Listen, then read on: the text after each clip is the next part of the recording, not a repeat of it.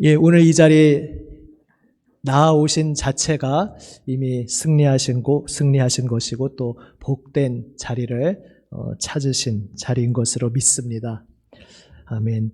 예, 구역 목자 헌신 예배인데 보통 같으면 구역 목자 몇 분이 예배 인도도 맡고 기도도 하고 뭐 그런 형식으로 할 수 있는데 뭐 그렇게 해도 뭐 오늘 의미는 뭐 크게 바뀌지는 않겠습니다만은 좀 제가 인도하면서 오늘 구역 목자 헌신 예배는 조금 다른 의미로서 함께 하고자 했습니다. 먼저 하나님 말씀을 함께 읽겠습니다. 디모데후서 말씀입니다. 신약 성경 디모데후서 2장입니다. 신약 성경 343면입니다. 신약 성경 343면 디모데후서 2장 1절부터 조금 분량이 있지만 13절까지 다 보겠습니다.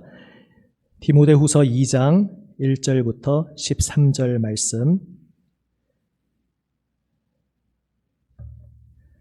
제가 먼저 이 시간은 제가 대표로 쭉 봉독하고 나중에 혹시 중간에 기회가 되면은 좀 같이 읽는 시간도 가지겠습니다. 지금은 제가 읽습니다. 내 아들아, 그러므로 너는 그리스도 예수 안에 있는 은혜 가운데서 강하고 또 내가 많은 증인 앞에서 내게 들은 바를 충성된 사람들에게 부탁하라. 그들이 또 다른 사람들을 가르칠 수 있으리라. 너는 그리스도 예수의 좋은 병사로 나와 함께 고난을 받으라. 병사로 복무하는 자는 자기 생활에 얽매이는 자가 하나도 없나니 이는 병사로 모집한 자를 기쁘게 하려 함이라. 경기하는 자가 법대로 경기하지 아니하면 승리자의 관을 얻지 못할 것이며 수고하는 농부가 곡식을 먼저 받는 것이 마땅하니라. 내가 말하는 것을 생각해보라. 주께서 범사에 내게 총명을 주시리라. 내가 전한 복음대로 다윗의 씨로 죽은 자 가운데서 다시 살아나신 예수 그리스도를 기억하라. 복음으로 말미암아 내가 죄인과 같이 매이는 데까지 고난을 받았으나 하나님의 말씀은 매이지 아니하니라.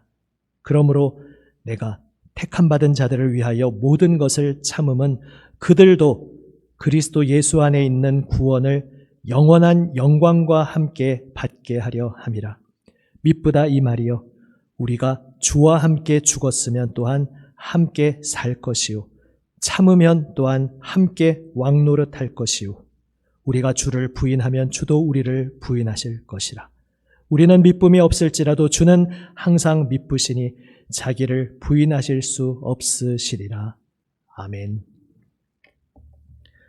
아시다시피 디모데후서는 사도 바울이 적은 바울 서신 중에서 가장 마지막 적은 서신으로 알려져 있습니다. 그래서 디모데후서 뒷부분에 보면은 이제 죽음의 때를, 마지막 순간을 기다리고 있는 그의 고백을 보게 됩니다. 그리고 잘 아시고 있는 말씀, 나의 달려갈 길을 마치고, 이 말씀이 나옵니다. 나에게는 이제 면류관만이 기다리고 있다. 그런 고백으로 이어지는 이 디모데후서. 그러니까 이 디모데후서 전체가 사도의 유언이라고 해도 과언이 아닙니다. 특별히 영적으로 낳은 아들 디모데, 자신의 사랑하는 아들에게 이 인생, 나중에 우리가 재림 예수님 앞에서 다 얼굴을 볼 것이지만 그 전에 이 땅에서는 이제 이 서신을 마지막으로 어쩌면 얼굴도 보기를 원하지만 얼굴도 볼 수 없을 수도 있고, 그러면 이 서신이 이 땅에서는 사랑하는 아들과 마지막 나누는 대화일 수 있다는 그러한 심정으로 적어 내려간 것이 디모데후서입니다. 그렇다면 사도 바울이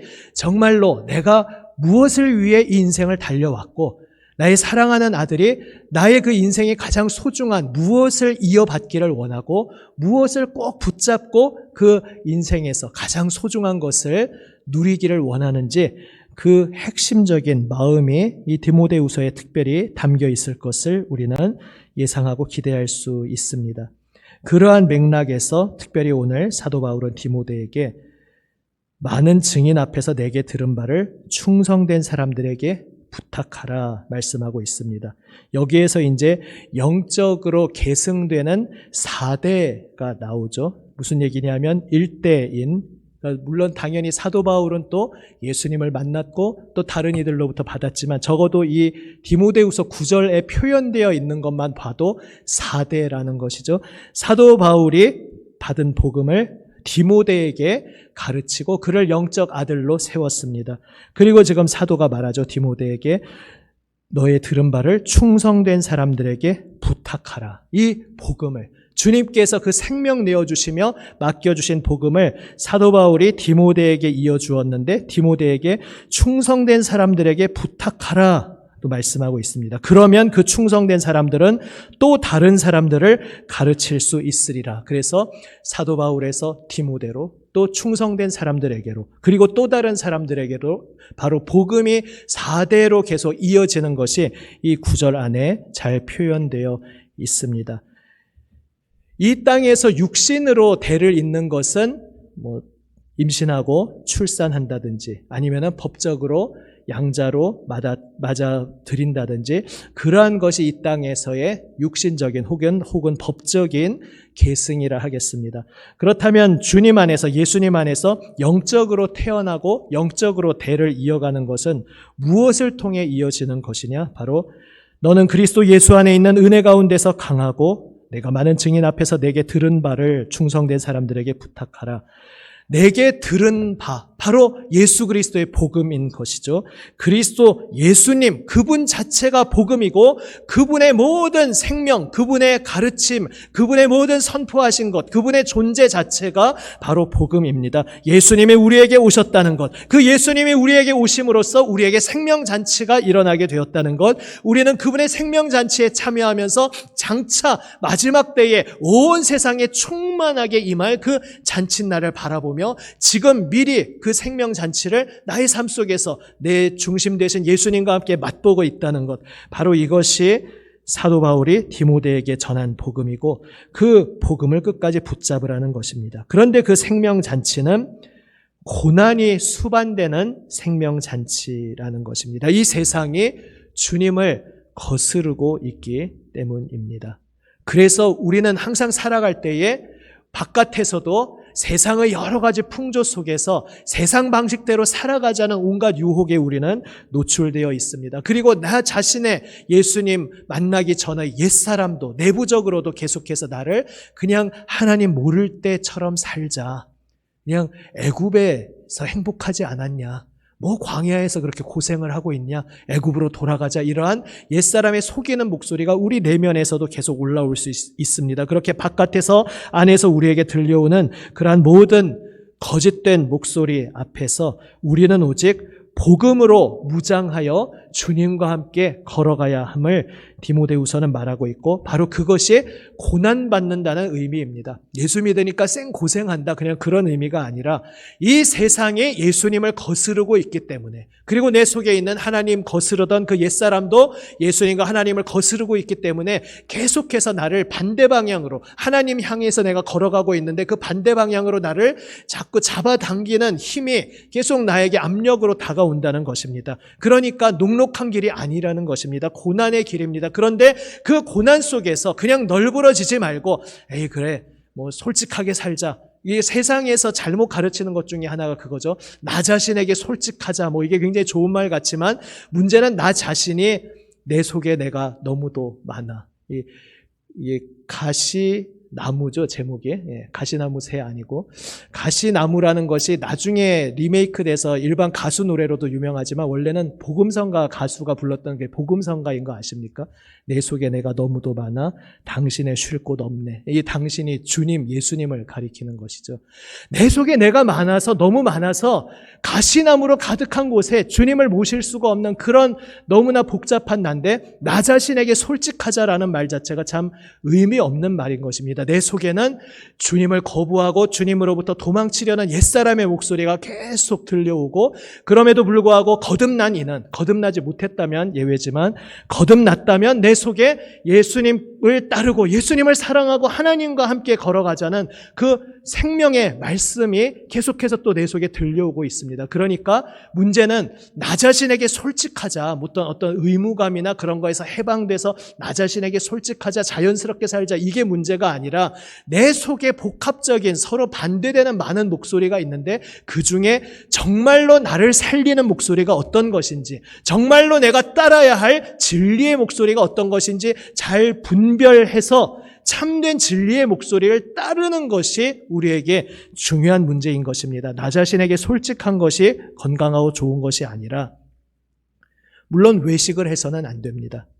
위선을 떨어서는 안 됩니다. 그 오전에 전한 바입니다. 예수님께 나를 맡기지 않고 내 힘으로 종교 생활하려고 하면 외식, 위선의 길을 가게 됩니다. 그러면은 겉과 속이 계속 괴리되어 갑니다. 그럴 때에 이제 내가 정직하게 나의 죄인됨을 주님 앞에 고백함은 필요합니다. 그러나 세상에서 말하는 나 자신이 원하는 대로, 내가 하고 싶은 대로 하라라는 것은 의미가 없는 말이고, 내 속에 두 가지 목소리가 충돌하고 있는데 그 속에서 주님께서 나에게 새롭게 창조하여 주신 새 마음의 목소리를 따르는 것이 중요합니다. 그리고 그 새 마음의 목소리는 주님과 함께 고난받는 길입니다. 디모데후서 1장에서는 복음과 함께 고난을 받는다 이야기 나오고 있죠. 그러니까 우리가 예수 믿으면서 편하게 믿으려고 하는 것 자체가 사실 어불성설인 것입니다. 예수님 믿는다는 것은 내가 짐을 지고 걸어가야 하는 길입니다. 나는 아직 너무 어려서, 나는 이제 갓 믿어서, 나는 아직 믿은 지 1년밖에 안 돼서, 그러면 이제 그게 계속 나는 아직 믿은 지 10년밖에 안 돼서, 나는 아직 믿은 지 30년밖에 안 돼서 나는 아직 짐을 질 수 없습니다 라고 말하는 것은 교만입니다. 하나님께서 모세를 부르실 때 모세가 저는 못 갑니다, 저는 말도 어눌합니다, 이래서 못합니다, 저래서 못합니다 하니까 그 마지막 장면에 무슨 장면이 나옵니까? 하나님께서 모세에게 화를 내시는, 노하시는 장면이 나옵니다. 왜 화를 내시냐 하면 모세가도 즐겨가지고 질려서 하나님이 탈진하고 지쳐가지고 지긋지긋해서 화를 내시는 게 아니라, 모세가 지금 그렇게 못하겠습니다, 나는 못하겠습니다라고 말하는 그 본질이 믿음과는 정반대되는 자리이기 때문에 하나님께서 노하시는 것이죠. 그게 무슨 얘기인가 하면은, 나는 못하겠습니다, 나는 말도 어눌해서 못하겠고, 나는 연약해서 못하겠고, 제가 예전에는 이집트 왕자이기라도 했죠. 지금은 그냥 양치는 목자일 뿐인데 이런 제가 뭘 합니까? 내가 이러한 것밖에 안 되기 때문에 나는 못합니다라고 말하는 자체가 교만입니다. 왜냐하면 그 말은 결국 애초에 내가 한다는 말이기 때문입니다. 뭘 하든 내 힘으로, 내 능력으로, 나에게 자격이 있어서, 나에게 힘이 주어져서 내가 할 수 있다라는 걸 전제로 하니까, 그런데 지금은 나에게 자격도 없고 권한도 없고 능력도 없고 경험도 없고 해서 지금은 못합니다라고 말하는 것이기 때문에, 교만과 열등감은 사실 양극단인 것 같지만 하나로 통하는 것이고, 내가 한다는 것이 전제로 깔려 있는 것이기 때문에 교만입니다. 그래서 그 교만의 자리에 서 있는 모세를 하나님께서 노하시며 꾸짖으셨던 것입니다. 요한복음 21장 말씀을 얼마 전에도 얼핏 언급했었죠. 거기에서 빈 그물 사건이 한 번 더 등장하는데, 그것이 단적으로 베드로와 그곳에 함께하고 있는 모든 사람들, 또 그 말씀을 통해 예수님을 따르게 될 모든 제자들, 바로 우리들에게 주시는 말씀이 무엇입니까? 내가 나의 경험과 연륜으로 밤새 금을 던져봐야 더 이상 고기를 낚을 수 없다는 겁니다. 그 이전에는 그거 멋모르고 그냥 고기 낚으면서 살았습니다. 그런데 그 밤만큼은 한 마리도 잡히지 않게 하십니다. 전에 말씀드린 것처럼 그래도 피레미 한 마리라도 잡힐 법한데 진짜 한 마리도 안 잡히는 게 오히려 정말 이상한 일이고 기적인 것이죠. 허탕을 쳐도 너무 몇 마리 안 잡혔네, 이러면 그냥 평소에 일상적인 날 중에 허탕친 날인가 보다 생각할 수 있는데, 한 마리도 안 잡히는 건 정말 이상한 일인 겁니다. 그것을 통해서 하나님이 확실하게 보여주신 것입니다. 베드로야, 내가 너를 사람 낚는 어부로 이제 사용할 것인데 그것은 너의 힘으로 하는 것이 아니다.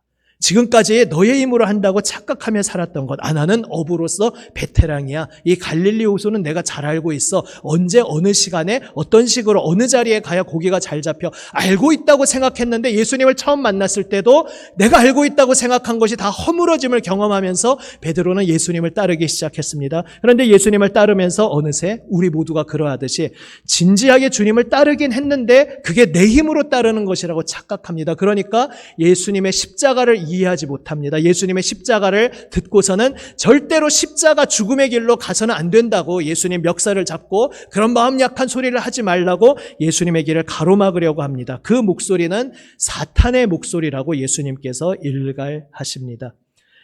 그러한 모든 우여곡절 속에 예수님 죽음 앞에서 3번씩 부인하고 철저히 바닥으로 무너졌던 그가 자신에게 다시 찾아오신 주님 앞에서 빈금을 사건을 다시 경험합니다. 제가 하는 것이 아닙니다. 저는 제 힘으로 기껏 할 수 있는 것은 예수님 부인하고 저주하는 것밖에 없습니다. 저의 힘으로는 아무것도 할 수 없습니다. 제가 제 힘으로 한다고 생각한 것이 교만이었습니다. 이렇게 베드로는 고백하였던 것입니다. 결국 모세도 그의 평생에 경험하는 것이 무엇입니까? 그 광야 40년을 지나면서 하나님이 하신다는 것을 고백하게 됩니다. 왜 오늘 이 예배가 구역 목자 헌신 예배냐 하면은 오늘 말씀 사도 바울이 디모데에게 한 말은 디모데가 사도 바울이 목사님이고 그래서 디모데도 사도 바울로부터 신학교 교육을 받아서 목사님이라서 이 말씀을 한 것이 아닙니다. 지금 사도 바울은 예수 그리스도께 사로잡힌 말씀의 복음에 사로잡힌 사명자입니다. 자신이 사도라고 물론 얘기하지만 자신이 사도라고 말할 때 딴 사람들은 다 사도가 아닌데 나는 사도다 그거를 말하는 게 아니라 나는 헛된 거짓 복음을 인간의 지어낸 말을 전하는 게 아니라 나도 다른 11제자와는 좀 다른 방식이지만 예수님을 직접 만났어. 그래서 나는 예수님으로부터 직접 복음을 받았어. 내가 지금 전하는 복음은 정말로 예수님께서 나에게 주시는 참 복음이야. 이것을 강조하기 위해서 그가 사도라고 말하는 것이지 다른 일반 소위 평신도와 구분되는 자신의 특권을 말하기 위해서 사도라고 말한 것이 아닙니다. 그래서 사도 바울의 정체성은 바로 모든 그리스도인에게 해당되는 것입니다. 지금 사도 바울이 내가 받은 것을 디모데 너에게 전했다라는 것은 어떤 목회자들끼리 나누는 대화가 아니라 우리 모든 그리스도인에게 해당되는 것입니다. 우리가 예수님 믿는다는 것은 무엇인가 하면 복음을 위탁받은 것입니다. 내가 맡은 것을 내가 온전히 지키어 나가기를 그것을 붙잡고 그것을 내 삶에 펼쳐나가기를 주님께서 명하셨다는 것입니다. 그 부르심에 사도 바울은 충성되게 응답하며 많은 사람들을 가르쳤습니다. 특별히 디모데를 사랑으로 복음으로 양육했습니다. 그리고 이제 디모데에게 말합니다. 내가 너에게 했듯이 너도 또 다른 충성된 사람 예수님께 자신의 생을 모두 바치며 저는 아무것도 아니지만 저는 오병이어밖에 안 되는 몽당연필밖에 안 되는 정말 아무짝에 쓸모없는 자지만 주님 저를 불러주셨으니 주님께서 저를 책임지고 사용해 주십시오 말하는 것이 바로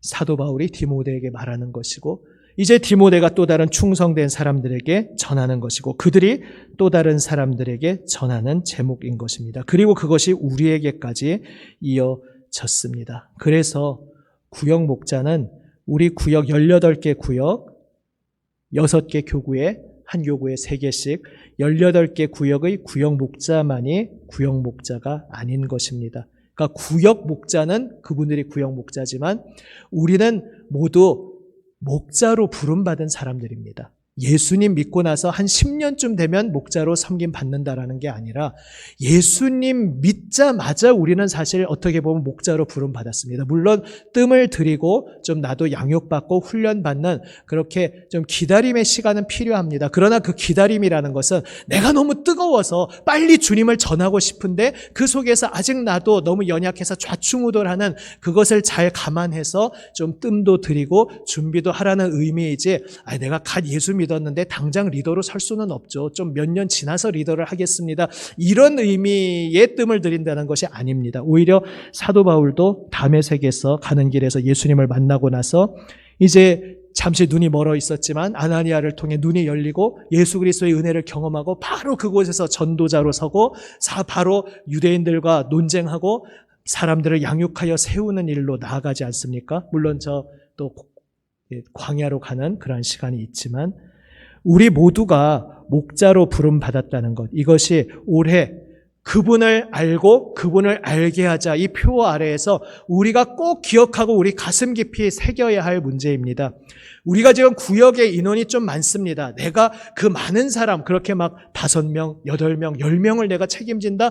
그건 저는 못합니다. 그러실 수 있습니다. 그러나 적어도 내가 한 사람을 놓고 그를 위해 기도하고 그냥 기도하는 것만이 아니라 그와 정기적으로 교제를 나누고 시간을 가지면서 그 사람이 영적으로 자랄 수 있도록 헌신하는 일은 몇몇 사람에게만 혹은 교회학교 교사에게만 혹은 구역 목자에게만 주어진 일이 아니라 우리 모두의 사명이라는 것입니다. 지금 오늘 구역 목자 헌신 예배로 드리는 의미는 바로 그것입니다. 이 자리에 오신 여러분 잘 오셨습니다. 아직도 이 말씀을 들으면서 결국 뭐야? 헌신하라는 얘기구만. 결국 뭐야? 어쨌든 목자로 섬기라는 말이고 그럴 줄 알았어. 이렇게 듣지 마시고 왜 제가 일개 사람으로서 목사로서 하는 말이 아니라 정말로 예수님께서 여러분 그리스도를 믿는 사람에게 한 사람 한 사람에게 왜 이 말씀을 주고 계신지를 잘 생각해 보시기를 바랍니다. 부름받은 충성된 사람들은 특징이 있습니다. 그것을 세 가지 비유로 사도 바울은 말하고 있습니다. 군사, 병사, 그리고 운동 경기에 참여한 그 운동 선수, 그리고 농부, 이렇게 세 가지 비유를 들고 있는데 조금씩 다른 결의 다른 초점을 말하고 있지만 결국 한 가지로 귀결됩니다. 조금씩 다른 초점을 그냥 하나씩 언급하면은 병사는 내가 병사로 소집을 받았으면 그 소집한 사람이 무엇을 기대하겠습니까? 병사가 앞에 나가서 칼 들고 총 들고 싸우면서 집 생각하고 뒤에 고향 생각하고 이러면 전쟁을 싸울 수가 없겠죠. 집과 고향은 생각하는데 생각하는 의미는 그 집과 고향의 안전을 위해서 내가 지금 내 생명을 던져서 싸운다 이런 의미에서 생각하는 거지 막 그리워하고 빨리 집에 가고 싶다 오늘 전투 나가기 싫다 이래가지고는 병사로 복무할 수가 없죠. 그래서 자기 생활에 얽매이는 자가 없다는 것입니다. 병사로 소집한 자에게 그의 기쁨이 되기 위해서는 그날 나아가서 그냥 그 생명 던져서 전투에 임하는 것에 온전히 집중해야 한다는 것입니다. 우리 복음으로 부름받은 모든 그리스도인들이 그와 같다는 것입니다. 얽매이지 말라는 것입니다. 병사가 지금 전쟁터에 모두가 달려가고 있는데 혼자 뒤에 안 보이는 은밀한 곳에 숨어서 내가 여기 숨어 있으면 안전하겠지. 이럴 수 없는 것 아니겠습니까? 우리는 모두 전투로 부름받은 사람입니다. 쟁기를 잡고 뒤를 돌아보는 자는 나에게 합당치 않다. 주님께서 말씀하셨습니다. 우리가 예수 그리스도를 믿음으로써 그분 안에서 위로를 얻습니다. 그분 안에서 평강을 얻습니다. 그런데 그 위로와 평강은 주님께서 내 비위를 맞춰주셔서 위로를 주시고 평강을 주신다는 의미가 아니라 내가 예전에는 옛사람으로서 죄와 사망의 노예가 되어서 위로도 받을 수 없고 평강도 누릴 수 없었는데 이제는 예수님께서 나를 위해 죽으심으로써 내가 하나님의 아들이 되고 하나님 나라의 군사가 되고 그래서 예수 그리스도와 함께 그 나를 내어드리는 죽음으로 뛰어드는 전쟁터로 나아가게 된 그 전쟁터의 용사로서 평안과 위로를 받는다는 것입니다. 우리가 그리스도 안에서 얻는 평화, 누리는 위로는 바로 예수 그리스도께 온전히 헌신하여 그분과 함께 죽음으로써 그분과 함께 부활 생명을 누리는 그 역설 속에서 우리가 누리는 것입니다. 이제 나는 못하겠습니다. 이런 이야기를 안 해야겠습니다. 제가 오늘 좀 할까 말까 망설이고 있는데 예전에 오후 예배 때 우리가 하브루타를 경험하기 위해서 1대1로 좀 대화를 나눠보시라 하지 않았습니까? 우리 한국 사람분들이 참 입술을 열어서 내 얘기를 하는 거를 참 부담스러워합니다. 그렇죠? 강의 다 하시고 이제 교수님, 선생님이 질문 있으면 하시오라고 할 때 질문을 하지 않는 게 미덕으로 여겨지는 우리 한국 사람들이고 제가 전에 한번 그 영상도 보여드렸었죠. 예전에 오바마 대통령이 어디 여러 나라 기자들 모여 있는 데에서 한국을 특별히 좀 좋아하지 않았습니까? 한국인들에게 좀 질문할 기회를 주겠다라고 하는데 아무도 질문을 안 하는 그런 굉장히 인상적인 장면이 나와 있죠. 혹시 언어 때문에 그러냐? 아니 괜찮다. 다 통역이 있으니까 한국말로 질문해도 된다라고 하는데 질문을 안 합니다. 왜냐하면 우리 한국 사람들은 뭘 질문해야 될지 모르기 때문입니다.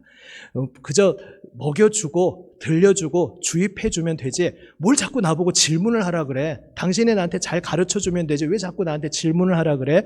여기에서부터 우리가 굉장히 좀 교육에 대한 큰 오해를 가지고 있는 것이죠. 사실은 질문하는 것을 하나님은 기뻐하십니다. 불평하고 원망하는 그러한 이야기에 결을 말씀드리는 것이 아니라 주님, 주님 앞에서 주님을 향하여 주님을 위하여 분투하는데 저의 삶이 참 이렇게 힘겹습니다. 저에게 주님의 도움이 필요합니다. 주님, 제가 왜 지금 이 자리에서 이런 고난을 받아야 합니까? 그렇게 질문하는 것들로 인해서 이 성경이 형성되었습니다. 그 질문의 부르짖음에 대해서 하나님이 대답해 주시는 것 속에서 이 성경이 형성되었습니다. 우리가 참 대화하고 입을 열어서 자기 얘기를 하기를 힘들어해서 오늘도 할까 말까 망설이고 있는데요. 오후 예배 때 두 분씩 얘기 나누라고 했더니 그런 얘기를 하시는 분도 있었다고 해요. 이해는 합니다. 제가 어떤 분인지 전혀 모르니까, 어떤 캐릭터신지 모르니까 그냥 전반적으로 제가 가상으로 상상할 때 그런 입장이셨을 거다 이해는 합니다. 무슨 얘기를 하신 거냐면 오후에 자꾸 이렇게 내가 입을 열어서 옆 사람하고 얘기하라고 시키니까 나는 오후에 못 남겠다. 그냥 가겠다. 또 이제 가겠다고 한 말을 또 저한테 이렇게 전해주세요. 그럼 이제 하지 말라는 건지,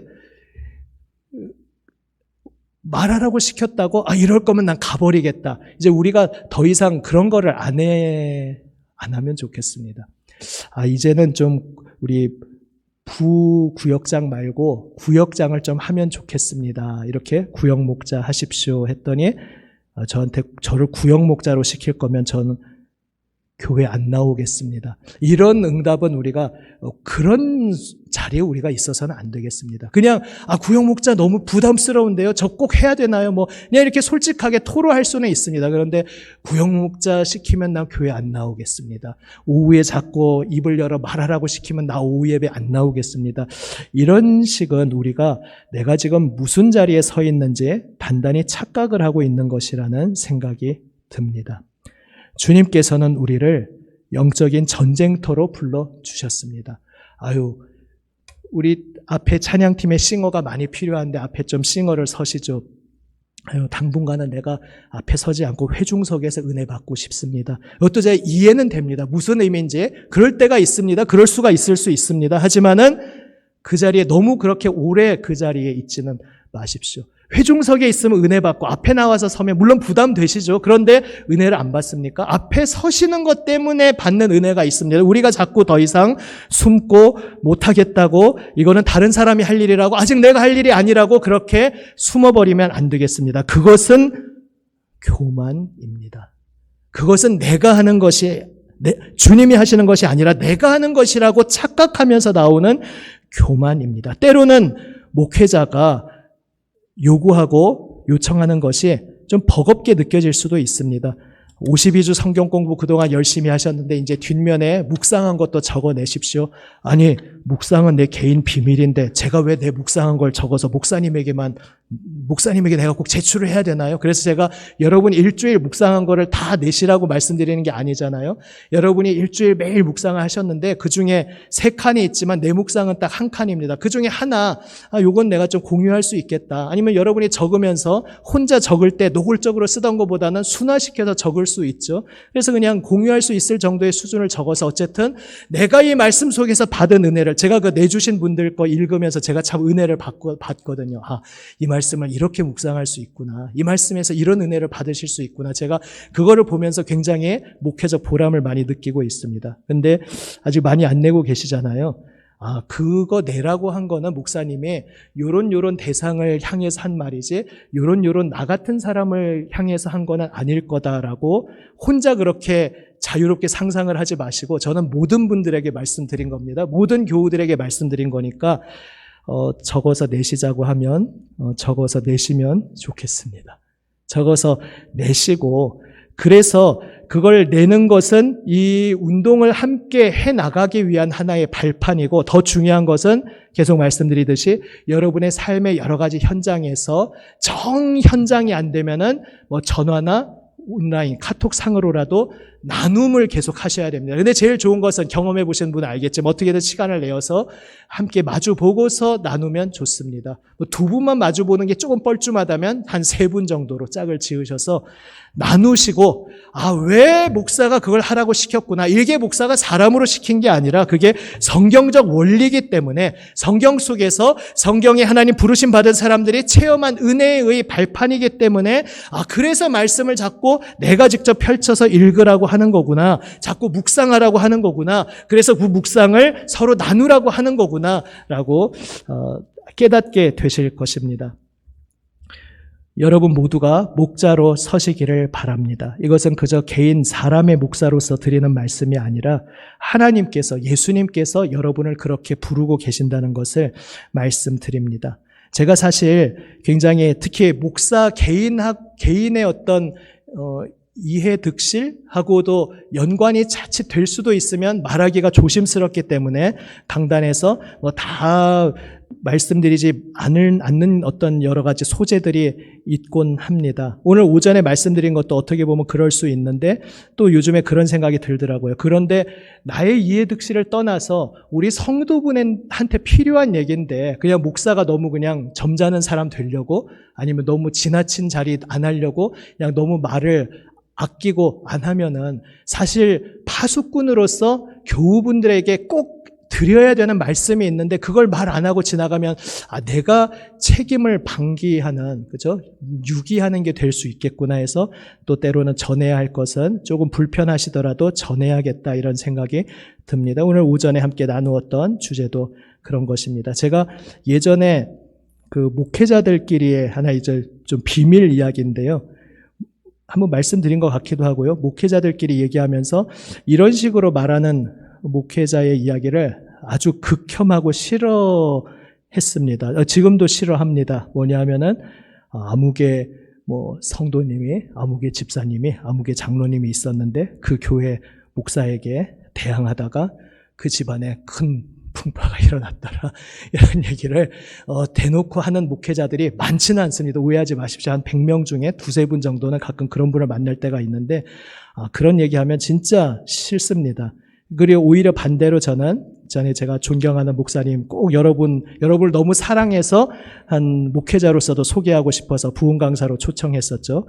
대구 제1교회 박창호 목사님 초청했었는데 오히려 그분은 반대로 당시 영락교회에서 실명을 말했네요. 아무튼 모 교회에서 그 담임 목사님을 당시에 거긴 장로님들도 엄청 많은데 예전에 한 목사님 모시던 장로님들 안 그런데 이제 새로 세워진 신진 장로님들 중에서 설교가 어떻느니 뭐가 행정이 어떻느니 막 이런 거 하면서 시청 광장에서 기독교인들 범연합적으로 모이는 거기 가서도 우리 목사는 나가야 된다고 막 찌라시 뿌리고 막 이런 분들이 있었어요. 너무 도가 지나치니까 나중에는 교회 권사님들이 당회하는데 밖에 둘러서 이렇게 진치고 있더라고요. 그 장로님들이 이상한 소리 하면서 목사님 괴롭히지 않는지 막 이렇게 하는데 참 묘하게 그때 그런 중심이 되었던 장로님들 중에 어떤 집안에 좀 안 좋은 일이 일어나고 그런 일이 한두 건이 있었습니다. 그때 이제 청년부 예배 설교하시면서 그 박창호 목사님이 역으로 이렇게 얘기하는 거죠. 그 담임 목사님을 괴롭게 하는 어떤 직분자 가정에서 이런 안 좋은 일이 일어났다는 그런 것은 꿈에도 생각하지 말아라. 그런 건 너무나 잘못된 생각이다. 잘못된, 하나님은 그런 분이 아니시다라고 역으로 강조하시는 것을 보고 제가 참 좋았습니다. 그래서 제가 왜 이 말씀을 이렇게 길게 까느냐 하면은 지금부터 하는 말을 그런 통속적으로 오해하지 말고 들으셔야 합니다. 사실은 제가 극혐하던 그 말은 왜 잘못된 말이냐 하면은 굳이 목사에게만 관련되어 있다는 면에서 잘못된 말일 수 있고 또 이렇게 하면 하나님이 벌 주신다. 이렇게 기계적으로 적용한다는 면에서 잘못된 말입니다. 그런데 이렇게는 말씀드릴 수 있겠습니다. 우리가 공동체 생활을 하면서 아까 오전에 말씀드린 것의 약간 보충 설명 연장입니다. 우리의 교회의 공식 모임, 비공식 모임, 모든 다양한 자리에서 목사를 향해서나 나에게 책임 맡은 어떤 우리 교회학교 부서장일 수도 있고 구역 목자일 수도 있고 사실 저에게만이 아니라 교회에 그렇게 책임 세워진 이들에 대해서 뒤에서 이러쿵저러쿵 말씀들을 많이 하신다는 얘기를 우리 교회에서만이 아니라 예전에 부목사 생활할 때도 많이 듣거든요. 신기하게 목회자에게는 꼭 누가 와서 얘기한다 이런 차원이 아니라 이게 들려요. 여러분들 그런 거 경험해보지 않으셨습니까? 꼭 무슨 나쁜 의도의 모임은 아니고 굳이 뭐 드러낼 필요는 없어서 두세 분이 그냥 좀 은밀하게 만나고 싶었는데 그 은밀하게 만나는 자리에 갑자기 꼭 전도사님이 탁 지나간다든지 갑자기 딱 목사가 나타난다든지 비밀이 없어요, 교회에. 아무튼 어떤 자리에서 책임을 맡고 장로님이 세워졌고 구역목자가 세워졌고 목사가 세워졌고 어떤 교회학교 부장이 세워졌고 하는데 당연히 거기에 막 불만들이 있을 수 있습니다. 아, 내가 하면 더 잘하겠다. 왜 저걸 저딴 식으로밖에 못하는가. 그런데 그런 생각을 하면 벌 받는다 이런 말씀을 드리는 것이 아니라 그런 생각을 계속 품고 또 그것을 아까 말씀드렸죠. 뭐 내가 이렇게 새가 날아가는 것까지는 지나갈 수 있는데 불만스러울 수 있죠. 내 생각할 때 나에게 세워진 어떤 그 책임 맡은 이가 내 성에 안 차고 양에 안 차는 마음이 들 수는 있습니다. 그러나 유리창을 깨고 내가 탐이 나는 물건을 가져가는 것은 별다른 문제이죠. 그 얘기를 내 입 밖에 꺼내서 여기저기 자꾸 흘리고 다니는 것은 무서운 일입니다. 그것은 사탄 마귀의 간첩질을 하는 것이고 그런 자리에 내가 계속 머물러 있으면 내가 입술로 예수님 믿는다고 말하지만은 나 스스로 나의 영적 생명을 계속 죽이는 깎아먹는 나 스스로를 자해하고 있는 일이라는 것을 기억해야 합니다. 참 성도들에게 하기 불편한 이야기이지만은 이런 이야기를 담임 목사가 안 하면 또 누가 우리 남인천 교인들에게 해주겠습니까? 혹여 나의 공식 모임, 비공식 모임 그런 데에서 아직도 그러한 부정적인 이야기 세상으로부터 때 묻어서 들어와서 그냥 모이면은 쓸데없는 걸로 싸우던 습관대로 그냥 모이면은 남 험담하는 그 습관대로 교회에 끌고 들어와서 아무렇지도 않게 그런 식으로 행하던 것이 있으면 이제는 그 모든 것들을 멈추어야 하겠습니다. 그 모든 것들을 멈추고 오직 우리는 무엇에 전심전력을 해야 하는가. 아까 이 세 가지 말씀드리다 말았는데 군사로서 나의 어떤 삶에 얽매이지 말고 온전히 집중하라는 것. 이게 무슨 이야기입니까? 내가 여러 가지 감정이 오르락내리락 할 수 있습니다. 하지만 오늘은 컨디션이 안 좋으니까 오늘은 기분이 별로니까 오늘은 학교에서 예를 들어 수업 가르치는 선생님이 오늘 수업이 있는데 정말 아파서 병원에 입원하신 경우를 제외하고는 오늘 나는 컨디션이 안 좋으니까 오늘 수업은 그냥 안 해야겠다. 이렇게 하지 않지 않으십니까? 마찬가지로 우리가 믿음의 길을 달려가는 데 있어서 나의 오르락내리락 하는 것은 있을 수 있지만 그럼에도 불구하고 우리는 끝까지 감당해야 하는 믿음의 길이 있는 것입니다. 우리가 해야 할, 섬겨야 할, 헌신해야 할 결코 더 이상 뒤로 도망가지 않고 숨지 말고 그 자리 저한테 맡기면 저 진짜 안 나올 거예요 이렇게 말할 것이 아니라 정말 내가 더 이상 뒤로 빠지지 않고 내가 뒤로 빠지는 것이 교만이라는 것을 깨닫고 내가 헌신해야 하는 자리로 나아감이 있어야 합니다. 그리고 내가 절대 선을 넘어서는 안 되는 자리가 있는 것입니다. 목사든 어떤 직분자든 누구에게든지 다른 사람을 향해서 부정적인 이야기를 내가 흘리고 다닌다는 것은 그 자체로 나의 생명을 깎아먹는 것이라는 사실을 우리가 정말 생각해야 합니다. 그것은 나 자신만 망가뜨리는 것이 아니라 남인천교회 공동체를 내가 속해 있는 그 교회 공동체를 망치는 행위일 수 있습니다. 그것과 반대되는 자리가 무엇이냐? 목자로 서는 것입니다. 목자로 안 서니까 심심하니까 자꾸 딴 생각이 드는 겁니다. 내가 한 생명을 위해서 전심전력하면 어디 지금 불평할 시간이 있습니까? 어디 지금 남 험담하고 흉볼 시간이 있습니까? 내가 한 목자를 향해서 한 영혼을 향해서 목자의 심정으로 내 모든 생명을 던져서 그 사람을 섬기는 그 자리에 설 때에 우리는 서로 연약하지만 여전히 불완전한 공동체지만 여전히 부족한 목사고 여전히 부족한 우리 성도들일 수 있지만 그러나 그 속에서 우리 가운데에서 놀라운 생명의 역사를 이루시는 주님의 손길을 우리는 함께 경험하게 될 것입니다. 목자로 서기를 원합니다. 이제 앞으로의 일정을 말씀드리겠습니다. 원래 일정 같으면 지금 2월 첫 주니까 새 구역을 발표하는 주간 아니겠습니까? 그런데 연초부터 말씀드렸듯이 올해는 셀로 체제를 개편하려고 합니다. 그리고 그것은 하루아침에 되는 것이 아니기 때문에 지금 짧게는 부활절까지의 기간 혹은 길게는 상반기 마칠 때까지의 시간을 가지고 이 셀 체제 변환으로의 준비하는 시간을 가지려고 합니다. 그때까지는 그래서 현재 구역 체제를 그대로 좀 운영하시고 좀 개인적으로 이제 본인 일신상의 건강이나 이런 것으로 좀 우리 구역의 다른 분을 목자로 세우면 좋겠습니다. 이렇게 요청하신 경우는 있었습니다. 그러한 예외는 좀 제외하고 구역원이나 그 구역 체제는 큰 건의사항이 없는 한에 있어서는 요 몇 개월 동안 그대로 진행을 할 것입니다. 진행을 하면서 이제 올 하반기에 새롭게 개편되는 셀 체제를 위해서 우리가 오후마다 모여서 이제 헌신 예배로 모일 때도 있지만 지난주에도 말씀드렸듯이 결국 메시지는 그 계속 같은 방향성으로 말씀드릴 것입니다. 우리가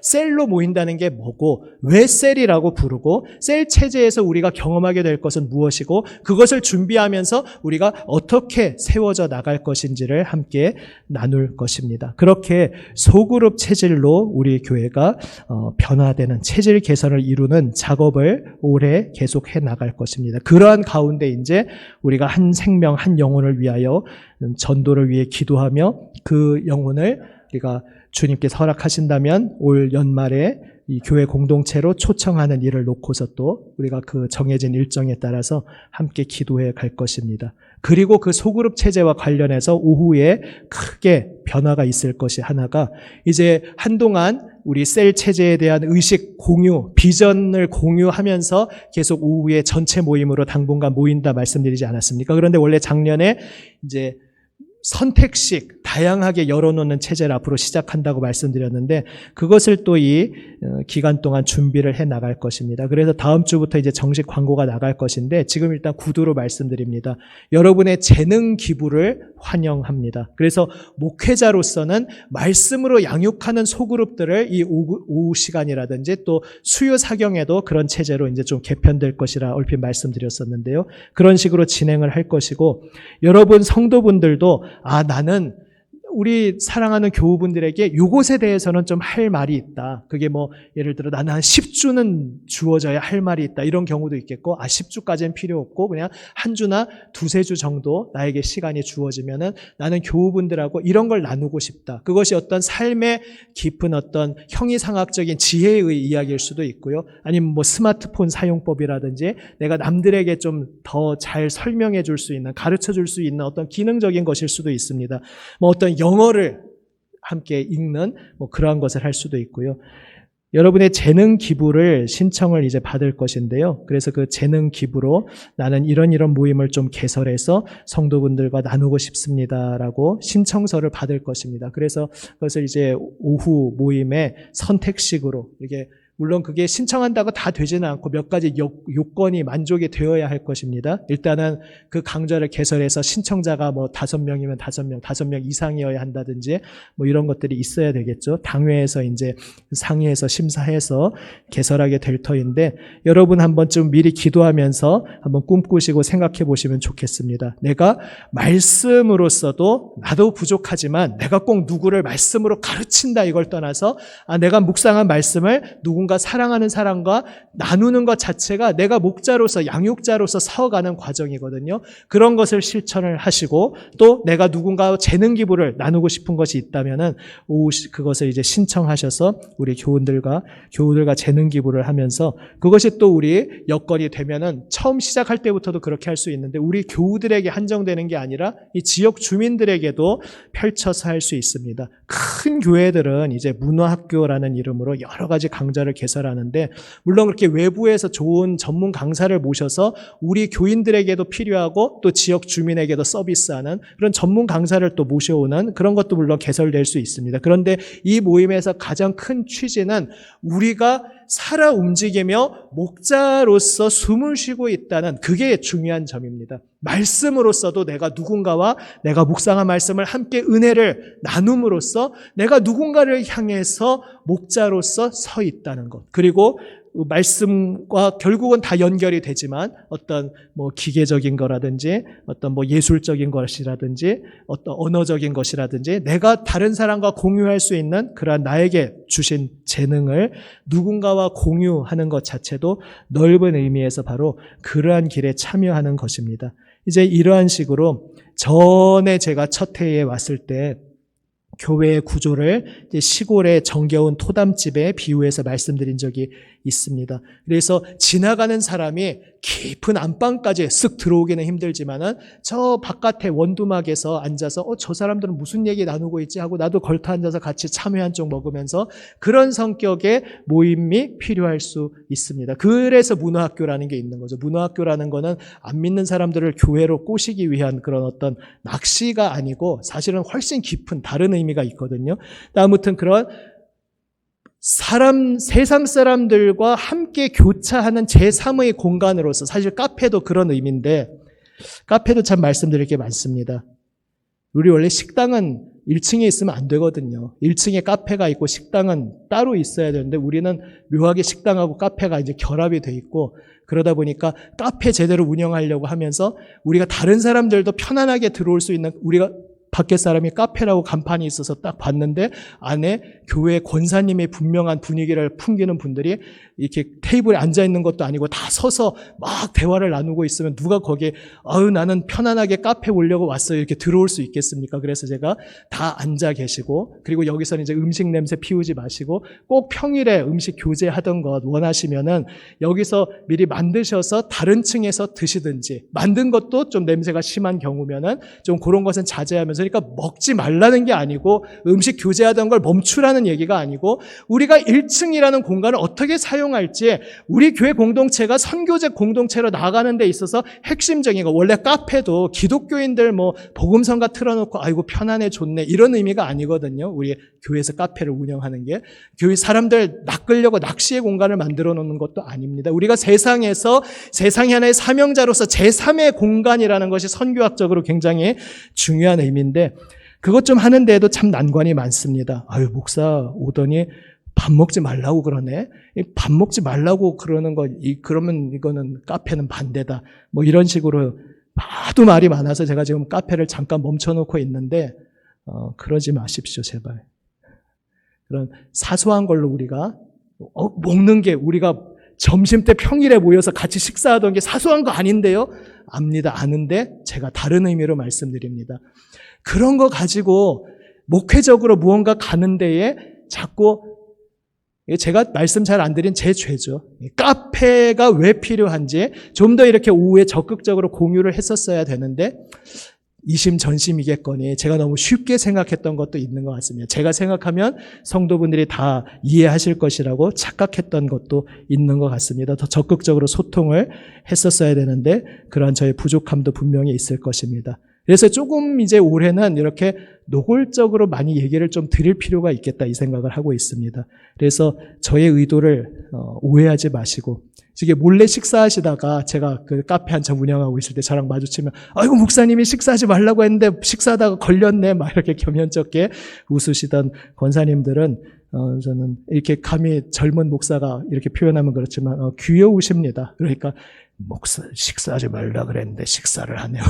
이러진 않습니다. 그런데 이제 카페보다 밥 먹는 게 중요하지.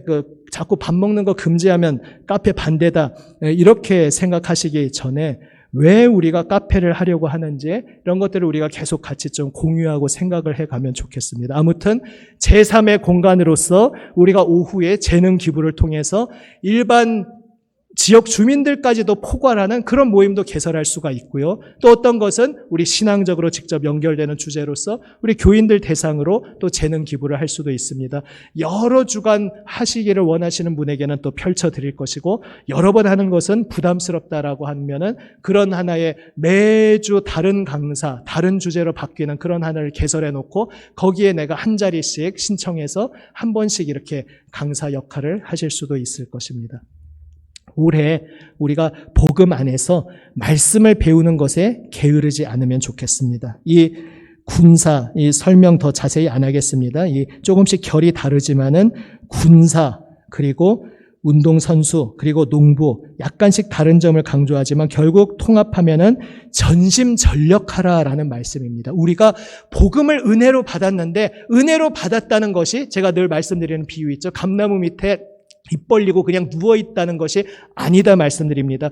내 노력으로 되는 것이 아니고 은혜로 되는 것이라 말씀드리는 게 그러니까 우리는 아무것도 할 필요가 없다는 얘기가 아닙니다.